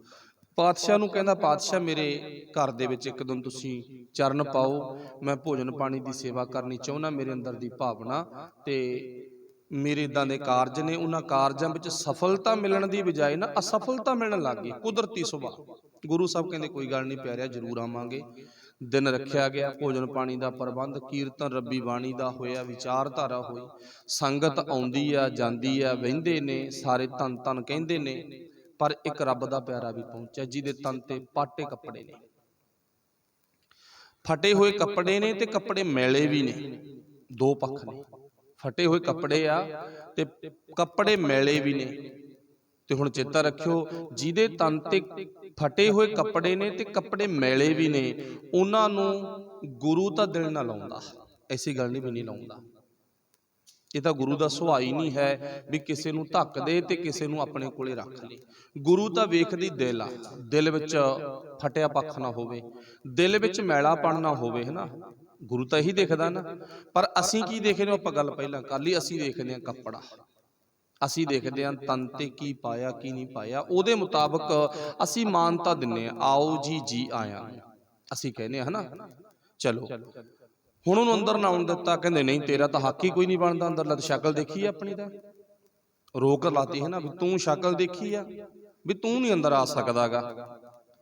ਚਲੋ ਗੁਰੂ ਸਾਹਿਬ ਨੂੰ ਇਸ ਗੱਲ ਦਾ ਕੋਈ ਪਤਾ ਨਹੀਂ, ਗੁਰੂ ਸਾਹਿਬ ਨੂੰ ਇਸ ਗੱਲ ਦਾ ਕੋਈ ਪਤਾ ਨਹੀਂ, ਕੋਈ ਵਿੜਕ ਨਹੀਂ ਹੈ ਵੀ ਕੌਣ ਕੌਣ ਅੰਦਰ ਆ ਰਹੇ ਨੇ, ਸਤ ਸੰਗਤ ਵਿੱਚ ਬੈਠ ਰਹੇ ਨੇ, ਤੇ ਕੌਣ ਕੌਣ ਉਹ ਲੋਕ ਨੇ ਜਿਨ੍ਹਾਂ ਨੂੰ ਅੰਦਰ ਆਉਣ ਤੋਂ ਮਨਾ ਕੀਤਾ ਗਿਆ ਗਾ। ਹੁਣ ਸਤਿਗੁਰੂ ਪਾਤਸ਼ਾਹ ਦੇ ਚਰਨਾਂ ਦਾ ਭੌਰਾ, ਭਾਈ ਲੱਖੂ, ਪਾਟੇ ਕੱਪੜੇ ਨੇ, ਕੱਪੜੇ ਜਿੰਨੇ ਹਨ ਉਹ ਵੀ ਮੈਲੇ ਨੇ। ਚਲੋ ਸਾਰੀ ਸਮਾਪਤੀ ਹੋਈ ਆ, ਅਰਦਾਸ ਬੇਨਤੀ ਹੁੰਦੀ ਆ, ਪਾਤਸ਼ਾਹ ਆ ਮੇਰੀ ਅਰਦਾਸ ਆ ਤੇ ਮੇਰੇ ਇੱਟਾਂ ਬਣਾਉਣ ਦੇ ਵਿੱਚ ਨਾ ਕਾਫੀ ਦਿਨਾਂ ਤੋਂ ਦਿੱਕਤ ਆ ਰਹੀ ਆ ਤੇ ਇੱਟ ਵਿਕ ਨਹੀਂ ਰਹੀ, ਇੱਟ ਵਧੀਆ ਨਾ ਬਣਨ ਕਰਕੇ ਵਿਕ ਨਹੀਂ ਰਹੀਗੀ, ਤੇ ਤੁਸੀਂ ਉਸ ਪਰਮਾਤਮਾ ਅੱਗੇ ਤੁਸੀਂ ਖੁਦ ਜਾਣੀ ਜਾਣੋ ਬੇਨਤੀ ਕਰੋ ਤੇ ਮੇਰਾ ਕੰਮ ਵਧੀਆ ਚੱਲ ਪਿਆ। ਆਪਾਂ ਜਿਵੇਂ ਆਮ ਹੀ ਕਹਿੰਦੇ ਨੇ ਮੇਰੀ ਕਿਰਤ 'ਚ ਸਫਲਤਾ ਮਿਲੇ, ਵਾਧਾ ਮਿਲੇ ਮੈਨੂੰ। ਗੁਰੂ ਸਾਹਿਬ ਕਹਿੰਦੇ ਕੋਈ ਗੱਲ ਨਹੀਂ ਭਾਈ, ਅਸੀਂ ਨਹੀਂ ਕੁਛ ਵੀ ਕਰਨਾ, ਸਤ ਸੰਗਤ ਨੇ ਬੇਨਤੀ ਕਰਨੀ। ਉਹ ਸਤ ਸੰਗਤ ਕਿਹੜੀ ਆ, ਆਪਣਾ ਧਿਆਨ 1 ਨੰਬਰ ਪੰਕਤੀ ਤੇ ਫੇਰ ਲੈ ਜਾਓ ਹੁਣ ਮੁੜ ਕੇ, ਉਹ ਸੰਗਤ ਆ ਗਈ ਜਾਏ ਬਸ ਉਹ ਵੱਡ ਭਾਗਣੀ। ਫਿਰ ਅੱਗੇ ਪਾਸ਼ਾ ਸਖੀਏ ਸੰਤਾਂ ਸੰਗ ਸਮਾਈਐ, ਉਹਨਾਂ ਸਤ ਸੰਗੀਆਂ ਨੇ ਅਰਦਾਸ ਕਰਨੀ ਹੈ ਜਿਹੜੇ ਸੰਤਾਂ ਦੇ ਨਾਲ, ਗੁਰੂ ਦੇ ਨਾਲ ਆਪਣੇ ਧਿਆਨ ਨੂੰ ਇੱਕਮਿਕ ਕਰਕੇ ਬੈਠੇ ਨੇ। तीने ताप निवारण हारा दुख अंता सुख रास ताको विघ्न न को लागे जाकी ਪ੍ਰਭ ਅਗੇ ਅਰਦਾਸ ਵਿਰਥੀ ਕਦੇ ਨਾ ਹੋਵੀ, ਜਨ ਕੀ ਅਰਦਾਸ ਨਾਨਕ ਜੋਰ ਗੋਬਿੰਦ ਕਾ ਪੂਰਨ ਗੁਣਤਾਸ। ਰੱਬੀ ਪਿਆਰਿਆਂ ਦੀ ਸਤ ਸੰਗਤ ਦੀ ਕੀਤੀ ਹੋਈ ਅਰਦਾਸ ਕਦੇ ਵਿਰਥੀ ਨਹੀਂ ਜਾਵੇਗੀ। ਇਹ ਵਚਨ ਕਿਹਨੇ ਕਹੇ ਨੇ? ਗੁਰੂ ਨੇ। ਪਰ ਚੇਤਾ ਰੱਖਿਓ, ਜਦੋਂ ਬੇਨਤੀ ਕੀਤੀ ਨਾ ਵੀ ਸਾਰਿਆਂ ਨੇ ਅਰਦਾਸ ਕਰਨੀ ਹੈ, ਤੇਰੇ ਕਾਰਜ ਵਿੱਚ ਸਫਲਤਾ ਆਵੇਗੀ ਹੀ ਆਵੇਗੀ, ਪਰ ਇੱਕ ਵਿਅਕਤੀ ਉਹ ਆ ਜਿਹਨੇ ਬਾਹਰ ਖੜੇ ਨੇ ਇਹ ਬੋਲ ਬੋਲੇ ਨੇ, ਕਿਹੜੇ? ਸਫਲਤਾ ਨਹੀਂ ਆਵੇਗੀ। ਗੁਰੂ ਸਾਹਿਬ ਨੇ ਤਰਤੀਬ ਦਿੱਤੀ ਹੈ, ਸਫਲਤਾ ਆਵੇਗੀ। ਇੱਕ ਰੱਬ ਦਾ ਪਿਆਰਾ ਦਰਵਾਜ਼ੇ ਤੇ ਖੜਾ, ਦਹਲੀਜ਼ ਤੇ ਖੜਾ, ਪਰ ਚੌਧਰੀਆਂ ਨੇ ਅੰਦਰ ਨਹੀਂ ਬਣ ਦਿੱਤਾਗਾ, ਸਫਲਤਾ ਨਹੀਂ ਆਵੇਗੀ। ਉਹਨੇ ਬੇਨਤੀ ਕੀਤੀ ਆ। ਤੇ ਗੁਰੂ ਪਾਤਸ਼ਾਹ ਨੇ ਬਾਣੀ ਵਿੱਚ ਵੀ ਲਿਖਿਆ, ਸਾਧ ਬਚਨ ਅਟਲਾਦਾ, ਵੀ ਰੱਬ ਦੇ ਪਿਆਰਿਆਂ ਦਾ ਬੋਲਿਆ ਹੋਇਆ ਬਚਨ ਨਾ ਕਦੇ ਟਲਦਾ ਨਹੀਂ ਹੁੰਦਾ। ਅੱਛਾ, ਉਹ ਕਿਹੜੇ ਰੱਬ ਦੇ ਪਿਆਰੇ ਨੇ? ਉੱਥੇ ਲਫ਼ਜ਼ ਵਰਤਿਆ ਸਾਧ, ਉੱਥੇ ਭਗਵੇਂ ਕੱਪੜਿਆਂ ਦੀ ਪਿਆਰ ਵਾਲੇ ਕੋਈ ਗੱਲ ਨਹੀਂ ਕੀਤੀ। ਮਾਫ ਕਰਨਾ, ਇੰਨਾ ਕੱਪ ਨੂੰ ਕਹਿਣਾ ਪੈਣਾਗਾ। ਉੱਥੇ ਮਾਨਤਾ ਕੱਪੜਿਆਂ ਨੂੰ ਨਹੀਂ, ਉੱਥੇ ਸਾਧ ਜਿਹਨੇ ਆਪਣੇ ਆਪ ਨੂੰ ਸਾਧਿਆ, ਪਰ ਬਾਹਰੋਂ ਪਾਟੇ ਕੱਪੜੇ ਤੇ ਮੈਲੇ ਕੁਚੇਲੇ ਕੱਪੜਿਆਂ ਵਾਲਾ। ਪਾਟੇ ਕੱਪੜੇ ਫਕੀਰ ਨਾ ਜਾਣੀ, ਦਿਲ ਵਿੱਚ ਆਰਾਮ ਵਸਦਾ। ਫਿਰ ਗੁਰੂ ਸਾਹਿਬ ਸੁਭਾਵ ਕੀ ਮੁਸਕਰਾ ਪਏ, ਹੱਸ ਪਏ। ਕਹਿੰਦੇ ਰੱਬ ਦੇ ਪਿਆਰਿਆਂ ਨੇ ਕਹਿੰਦੇ ਜੋ ਬੋਲ ਕਰਤੇ ਨਾ ਦਰਵਾਜ਼ੇ ਤੇ ਖੜੇ, ਉਹਨਾਂ ਨੂੰ ਅੰਦਰ ਬੁਲਾਓ। ਕੌਣ ਨੇ ਉਹ? ਜਿਨ੍ਹਾਂ ਨੂੰ ਭਾਵੇਂ ਇਹ ਅੱਜ ਦੀ ਅਰਦਾਸ ਫਿੱਟ ਨਹੀਂ ਆਈ, ਅੱਜ ਦੇ ਇਹ ਪਰਮਾਤਮਾ ਅੱਗੇ ਕੀਤਾ ਹੋਇਆ ਤਰਲਾ, ਕੀਤੀ ਹੋਈ ਬੇਨਤੀ ਫਿੱਟ ਨਹੀਂ ਆਈ।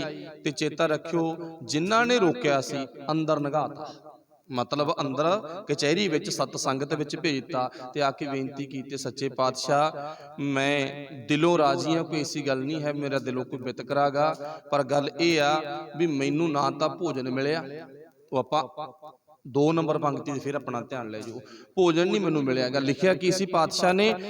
ਤਹ ਦੁਖ ਨਾ ਭੂਖ ਨਾ ਰੋਗ ਵਿਆਪੈ, ਤਹ ਦੁਖ ਨੰਬਰ 2 ਤੇ ਨਾ ਭੂਖ। ਪਹਿਲਾਂ ਢਿੱਡ ਭਰੇ ਫਿਰ ਆ ਕੇ ਸਤ ਸੰਗਤ 'ਚ ਬੈਠੀ, ਤੇਰਾ ਧਿਆਨ ਰੋਟੀ ਤੇ ਨਾ ਜਾਵੇ, ਪਹਿਲਾਂ ਰੱਜ ਕੇ ਆਈ ਤੂੰ, ਇੰਨਾ ਕੰਮ ਪਹਿਲਾਂ ਕਰੀ, ਪਹਿਲਾਂ ਪੰਗਤ ਪਾਤਸ਼ਾਹ ਸੰਗਤ ਦਾ ਸੁਣਾ ਦਿੱਤਾ ਵਿਆਗਾ। ਕਿਤੇ ਇਹ ਨਾ ਹੋਵੇ ਇੱਥੇ ਬੈਠਾ ਹੋਵੇ ਤੇ ਧਿਆਨ ਅੰਦਰ ਹੋਵੇ ਵੀ ਭਾਵ ਕੀ ਬਣਿਆ ਕੀ ਨਹੀਂ ਬਣਿਆਗਾ। ਹੁਣ ਪਾਤਸ਼ਾਹ ਵੀ ਮੈਂ ਭੋਜਨ ਛਕਣ ਆਇਆ, ਮੈਨੂੰ ਭੋਜਨ ਵੀ ਨਹੀਂ ਛਕਾਇਆ, ਤੇ ਮੈਂ ਸਤ ਸੰਗਤ ਦੇ ਵਿੱਚ ਰੂਹ ਦੀ ਖੁਰਾਕ ਲੈਣ ਆਇਆ, ਤੁਹਾਡੇ ਬੋਲ ਸੁਣਨ ਆਇਆ, ਤੇ ਮੈਨੂੰ ਉਹ ਸੁਣਾਉਣ ਦਾ ਇਹਨਾਂ ਨੇ ਅਧਿਕਾਰ ਵੀ ਨਹੀਂ ਦਿੱਤਾ। ਮੇਰੇ ਅੰਦਰ ਰੋਸ, ਰੋਸ ਵਿੱਚ ਇਹ ਗੱਲ ਕਹੀ ਆ ਵੀ ਨਹੀਂ, ਇਹਦੇ ਕਾਰਜ ਵਿੱਚ ਸਫਲਤਾ ਨਹੀਂ ਆਵੇਗੀ। ਤੇ ਭਾਈ ਜਿਹੜਾ ਬੁੱਧੂ ਸ਼ਾਹ ਨਾ, ਉਹਨੇ ਭਾਈ ਲੱਖੂ ਦੇ ਚਰਨ ਪਕੜ ਲਏ। ਸਮਝਦਾ ਇਸ ਗੱਲ ਨੂੰ? ਲੱਖੂ ਦੇ ਚਰਨ ਪਕੜ ਲਏ, ਭਾਈ ਲੱਖੂ ਕਿਰਪਾ ਕਰ, ਜਿਹੜੇ ਵਚਨ ਤੂੰ ਬੋਲੇ ਆ ਇਹਨੇ ਵਚਨ ਵਾਪਸ ਲੈ ਲਾ, ਇਹਨਾਂ ਵਚਨਾਂ ਨੂੰ ਵਾਪਸ ਲੈ ਲਾ, ਕਿਰਪਾ ਕਰ, ਇਦਾਂ ਦੇ ਬੋਲ ਨਾ ਬੋਲ। ਤੇ ਗੁਰੂ ਨੇ ਕੀ ਕਿਹਾਗਾ? ਸਾਧ ਬਚਨ ਅਟਲਾਦਾ, ਸਾਡੇ ਹੱਥੋਂ, ਸਾਡੇ ਮਤਲਬ ਕਿ ਹੱਥ ਦੇ ਵਿੱਚੋਂ ਗੱਲ ਬਾਹਰ ਆ। ਤੇ ਇਹ ਤਾਂ ਹੁਣ ਰੱਬ ਦੇ ਪਿਆਰਿਆਂ ਨੇ ਬੋਲ ਬੋਲੇ ਨੇ, ਤੇ ਇਹੀ ਆਪਣੇ ਇਹਨਾਂ ਬੋਲਾਂ ਨੂੰ ਵਾਪਸ ਲੈ ਸਕਦੇ ਨੇ, ਇਹੀ ਲੈ ਸਕਦੇ ਨੇ। ਫਿਰ ਉੱਥੇ ਭਾਈ ਲੱਖੂ ਨੂੰ ਜਦੋਂ ਗੁਰੂ ਪਾਤਸ਼ਾਹ ਨਾਲ ਗੱਲ ਕੀਤੀ ਨਾ, ਫਿਰ ਭਾਈ ਲੱਖੂ ਇਹਦਾ ਵਿਚਾਰੇ ਦਾ ਦੇਖੋ ਕਾਰੋਬਾਰ ਕਿੱਦਾਂ ਦਾ ਠੱਪ ਹੁੰਦਾ ਜਾ ਰਿਹਾ ਹੈਗਾ। ਇੱਟਾਂ ਕੱਚੀਆਂ ਨਿਕਲੇ ਹੁੰਦੀਆਂ ਨੇ, ਟੇਢੀਆਂ ਵਿੰਗੀਆਂ ਨਿਕਲੇ ਹੁੰਦੀਆਂ ਨੇ, ਵਿਕਦੀਆਂ ਨਹੀਂ ਹਨ। ਤੇ ਕਿਰਪਾ ਕਰੋ ਤੁਸੀਂ ਆਪਣੇ ਵਚਨ ਵਾਪਸ ਲਵੋ। ਤਾਂ ਪਾਤਸ਼ਾਹ ਜੀ ਦੇ ਇਹ ਕਹੇ ਹੋਏ ਵਚਨਾਂ ਨੂੰ ਫਿਰ ਚੇਤਾ ਰੱਖਿਓ, ਭਾਈ ਲੱਖੂ ਤੇ ਗੁਰੂ ਸਾਹਿਬ ਦੀ ਇੱਕ ਰਮਜ, ਜਿਹਨੂੰ ਆਪਾਂ ਇੱਕ ਦਿਲ ਦੀ ਆਵਾਜ਼ ਕਹਿ ਦਈਏ ਨਾ, ਉਹ ਦਿਲ ਦੀ ਆਵਾਜ਼ ਕੀ ਨਿਕਲਦੀ ਆ? ਗੁਰੂ ਸਾਹਿਬ ਕਹਿੰਦੇ ਭਾਈ ਲੱਖੂ ਦੇ ਬੋਲ ਤਾਂ ਨਹੀਂ ਟਲ ਸਕਦੇ, ਇਹ ਤਾਂ ਗਰੰਟੀ ਆ, ਪਰ ਇੱਕ ਕੰਮ ਹੋਰ ਹੋ ਸਕਦਾਗਾ। ਕਿਹੜਾ? ਇੱਟਾਂ ਕੱਚੀਆਂ ਨਿਕਲਣਗੀਆਂ ਤੇ ਪਰ ਵਿਕਣਗੀਆਂ ਪੱਕਿਆਂ ਦੇ ਭਾਅ, ਮਹਿੰਗੀਆਂ ਵਿਕਣਗੀਆਂ, ਪਹਿਲਾਂ ਨਾਲੋਂ ਜ਼ਿਆਦਾ ਕੀਮਤ 'ਚ ਵਿਕਣਗੀਆਂ। ਤੇ ਇਹ ਗੱਲ ਸੱਚ ਹੋਈ ਸੀ ਉਸ ਟਾਈਮ ਤੇ। ਲਾਹੌਰ ਸਰਕਾਰੀ ਅਦਾਰੇ ਦੀਆਂ ਕੰਧਾਂ ਮੀਂਹ ਜ਼ਿਆਦਾ ਪੈਣ ਕਰਕੇ ਡਿੱਗ ਪਈਆਂ, ਪੱਠੇ ਚੱਲੇ ਨਹੀਂ, ਤੇ ਜੇ ਇੱਟਾਂ ਸਨ ਤਾਂ ਕੱਚੀਆਂ ਇੱਟਾਂ ਦਾ ਮਾਲਕ ਭਾਈ ਬੁੱਧੂ ਸ਼ਾਹ ਸੀ। ਤੇ ਬੁੱਧੂ ਦਾ ਭਾਵ ਕਿਹਾ ਹੋਇਆ ਗੁਰੂ ਪਾਤਸ਼ਾਹ ਜੀ ਦੇ ਦਰਬਾਰ ਵਿੱਚ ਵਚਨ, ਤੇਰੀਆਂ ਕੱਚੀਆਂ ਪੱਕੀਆਂ ਤੋਂ ਵੱਧ ਕੇ ਵਿਕ ਜਾਣਗੀਆਂ। ਤੇ ਗੱਲ ਸੇਮ ਹੀ ਹੋਈ ਆ, ਇੱਟਾਂ ਨਾ ਮਿਲਣ ਕਰਕੇ ਉਹਦੀਆਂ ਕੱਚੀਆਂ ਵੀ ਪੱਕੀਆਂ ਤੋਂ ਵੱਧ ਕੇ ਵਿਕੀਆਂ। ਪਰ ਕਹਿਣ ਤੋਂ ਭਾਵ ਇਹ ਸੀ ਵੀ ਕਿਸੇ ਦੇ ਦਿਲ ਤੇ ਚੋਟ ਨਹੀਂ ਮਾਰਨੀ ਚਾਹੀਦੀ, ਕਿਸੇ ਦੇ ਦਿਲ ਤੇ ਚੋਟ ਨਹੀਂ ਮਾਰਨੀ ਚਾਹੀਦੀ। ਤਨ ਤੇ ਚੋਟ ਵੱਜ ਜਾਵੇ ਉਹਦਾ ਕੋਈ ਹਰਜ ਨਹੀਂ ਹੈ। ਪਤਾ ਨਾ ਆਪਾਂ ਨੂੰ ਗੁਰੂ ਸਾਹਿਬ ਨੇ ਆਪਣੇ ਤਨ ਦੇ ਨਾਲ ਇੱਕ ਨਹੀਂ ਅਨੇਕਾਂ ਹੀ ਕਤਲ ਕੀਤੇ ਨੇ। ਕੋਈ ਬੰਦਾ ਇੱਕ ਅੱਧਾ ਕਤਲ ਕਰਦੇ ਨਾ ਤੇ ਆਪਾਂ ਕਹਿੰਦੇ ਬਹੁਤ ਵੱਡਾ ਅਪਰਾਧੀ ਆ, ਪਾਪੀ ਆ। ਤੇ ਗੁਰੂ ਸਾਹਿਬ ਨੂੰ ਤੁਹਾਡੇ ਜਿੰਨੇ ਆਪਾਂ ਬੈਠੇ ਆ ਸਮੇਤ ਮੇਰੇ, ਆਪਾਂ ਕਦੇ ਨਹੀਂ ਕਿਸੇ ਨੇ ਕਿਹਾ ਹੋਣਾ ਵੀ ਛੇਵੇਂ ਪਾਤਸ਼ਾਹ ਪਾਪੀ ਆ, ਕਦੇ ਹੈ ਕੋਈ ਕਹਿਣ ਵਾਲਾ? ਵੀ ਛੇਵੇਂ ਪਾਤਸ਼ਾਹ ਅਪਰਾਧੀ ਨੇ, ਉਹਨਾਂ ਨੇ ਅਨੇਕਾਂ ਜੰਗਲੀ ਜੀਵਾਂ ਦਾ ਕਤਲ ਕੀਤਾ, ਅਨੇਕਾਂ ਆਪਣੇ ਹੱਥੀਂ ਸਰੀਰਾਂ ਦੇ ਵੀ ਕਤਲ ਕੀਤੇ। ਪਰ ਚੇਤਾ ਰੱਖਿਓ, ਸਰੀਰਾਂ ਤੇ ਚੋਟ ਮਾਰੀ ਆ, ਦਿਲ ਤੇ ਚੋਟ ਨਹੀਂ ਗੁਰੂ ਨੇ ਮਾਰੀ। ਫਰਕ ਇੰਨਾ ਕੀ ਆ, ਅੱਜ ਦਾ ਬੰਦਾ ਅੰਮ੍ਰਿਤਧਾਰੀ, ਨਿਤਨੇਮੀ, ਸਹਿਜ ਪਾਠੀ, ਵਿਚਾਰਧਾਰਾ ਕਰਨ ਵਾਲਾ, ਸੁਣਨ ਵਾਲਾ, ਸਰੀਰ ਤੇ ਚੋਟ ਘੱਟ ਮਾਰਦਾ, ਦਿਲ ਤੇ ਚੋਟ ਵੱਧ ਮਾਰਦਾ। ਫਰਕ ਇੰਨਾ ਕੀ ਆ ਬਸ। ਇੱਥੇ ਗੁਰੂ ਸਾਹਿਬ ਨੇ ਸਾਨੂੰ ਦੱਸ ਦਿੱਤਾ ਵੀ ਉਹ ਜਿਹੜਾ ਲੱਖੂ ਪਹੁੰਚਿਆ ਨਾ, ਉਹਦੇ ਦਿਲ ਤੇ ਚੋਟ ਵੱਜੀ, ਤੇਰੇ ਕੱਪੜੇ ਫਟੇ ਹੋਏ ਨੇ, ਮੈਲੇ ਨੇ, ਕੁਚੈਲੇ ਨੇ, ਤੂੰ ਅੰਦਰ ਨਹੀਂ ਆ ਸਕਦਾ। ਇਹ ਤਰਤੀਬ ਅੱਜ ਦੇਖਣ ਨੂੰ ਆਮ ਹੀ ਆਪਣੇ ਗੁਰੂ ਘਰਾਂ 'ਚ ਮਿਲ ਜਾਂਦੀ ਹੈ ਤੇ ਸੋਚਣ ਵਾਲੀ ਵਿਚਾਰ ਆ। ਤੇ ਜਿੱਦਾਂ ਦੀ ਤਰਤੀਬ ਸਾਨੂੰ ਦੇਖਣ ਸੁਣਨ ਨੂੰ ਮਿਲਦੀ ਆ ਨਾ, ਤਾਂ ਉਹਦੇ ਤੋਂ ਸਾਨੂੰ ਗੁਰੇਜ਼ ਕਰਨੀ ਚਾਹੀਦੀ ਹੈ। ਲਾਸਟ ਵਿੱਚ ਫਿਰ ਪਾਤਸ਼ਾਹ ਨੇ ਲਿਖਿਆ, ਨਾਨਕ ਅਚਰਜ, ਅਚਰਜ ਸੋ ਮਿਲਿਆ ਕਹਿਣਾ ਕਛੂ ਨਾ ਜਾਏ। ਮੈਂ ਉਸ ਅਚਰਜ ਪ੍ਰਭੂ ਪਰਮਾਤਮਾ ਨੂੰ ਮਿਲ ਪਿਆ, ਜਿਸ ਨਾਲ ਮਿਲ ਕੇ ਮੈਂ ਖੁਦ ਹੈਰਾਨ ਆ। ਅਚਰਜ ਤੋਂ ਭਾਵ ਹੈਰਾਨ ਹੋਣਾ, ਖੁਦ ਹੈਰਾਨ ਆ ਵੀ ਉਹਦੇ ਰੰਗਾਂ ਨੂੰ ਕੇਵਲ ਉਹੀ ਜਾਣਦਾ, ਬੰਦਾ ਨਹੀਂ ਜਾਣ ਸਕਦਾ। ਆਪੇ ਹਰ ਇੱਕ ਰੰਗ ਹੈ, ਆਪੇ ਉਹ ਰੰਗੀ ਜੋਤ ਸੁਭਾਵੈ, ਨਾਨਕਾ ਸਾਈਂ ਗੱਲ ਚੰਗੀ। ਭੁੱਲਾਂ ਦੀ ਖਿਮਾ। ਸਭ ਦਾ ਧੰਨਵਾਦ। ਵਾਹਿਗੁਰੂ ਜੀ ਕਾ ਖਾਲਸਾ, ਵਾਹਿਗੁਰੂ ਜੀ ਕੀ ਫਤਿਹ। ਰਾਮ ਕਲੀ ਮਹੱਲਾ ਤੀਜਾ। ਆਨੰਦ ਏਕ ਓੰਕਾਰ, ਸਤਿਗੁਰ ਪ੍ਰਸਾਦ।